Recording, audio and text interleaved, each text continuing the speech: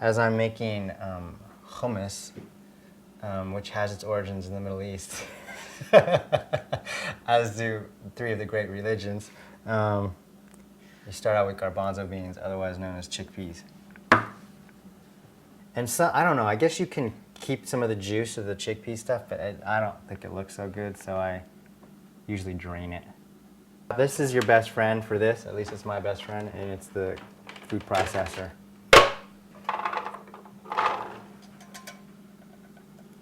Then I need to get my spice.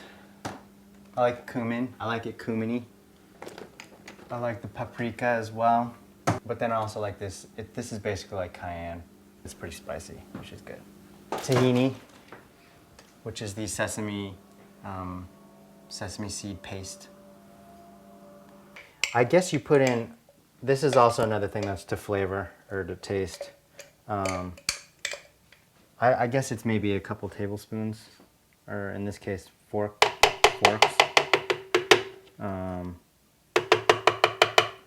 It's just a nice, it gives it that kind of richness. And that's the paprika. I like it just because it looks cool. But the cumin actually adds a lot of flavor, which is nice. Put in a healthy bunch of that. So I'm thinking maybe teaspoon of each. I don't know. And put in a bunch of this. This is like the spicy, it's like the cayenne, but it's like an Indian variety. Just to add a little kick to it. Like I said, it's not very precise, so. I like my hummus real lemony, so obviously calls for lemon juice.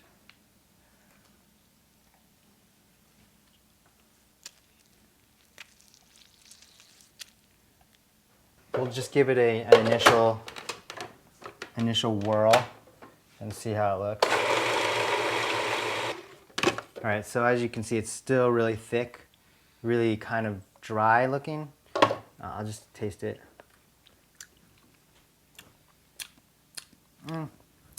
It's obviously not there yet. And the consistency isn't what I want. So this is gonna require probably a little more lemon juice. Maybe some water. That's pretty good though, actually. And then olive oil. And then my secret ingredient, which is gonna be a roasted red bell pepper, which adds color and also a nice like sweet bell peppery roasted flavor. So basically, you might want to just take out, you actually don't have to. Just coarsely chop it. Because you're gonna blend it all up, but this just kind of gives you a little bit of a head start. So this is gonna also add liquid, which is gonna thin out the hummus. So we'll give it another blend.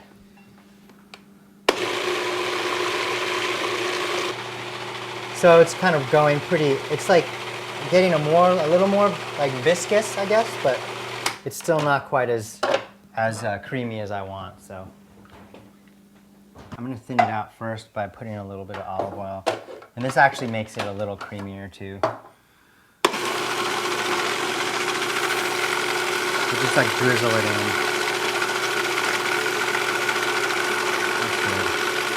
And then I'm gonna put a little bit of water in there too.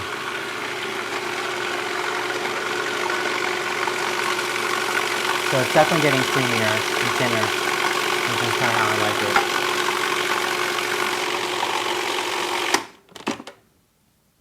See, it's definitely the gloss. It's getting a little glossier. So I think a little more lemon juice, and then maybe a little more salt. The garlic's gonna help a lot. It's gonna make it a little bit, you know, what's the word? Garlicky? Savory? And complex, yeah, savory. These should come out really easily.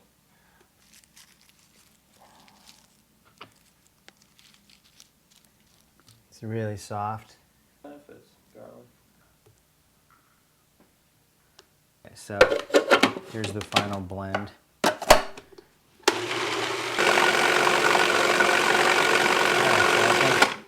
Let's give it a taste. See if that is Meets up with my expectations. Well, that's good.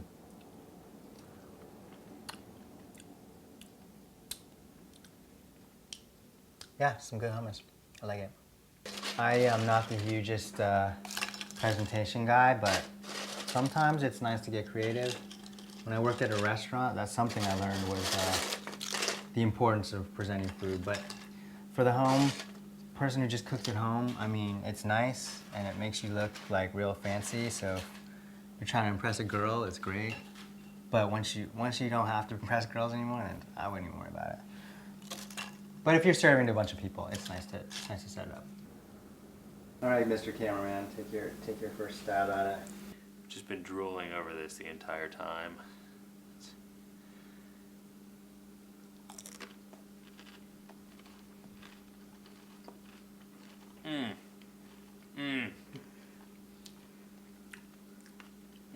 Hummus heaven. I feel like a Bedouin.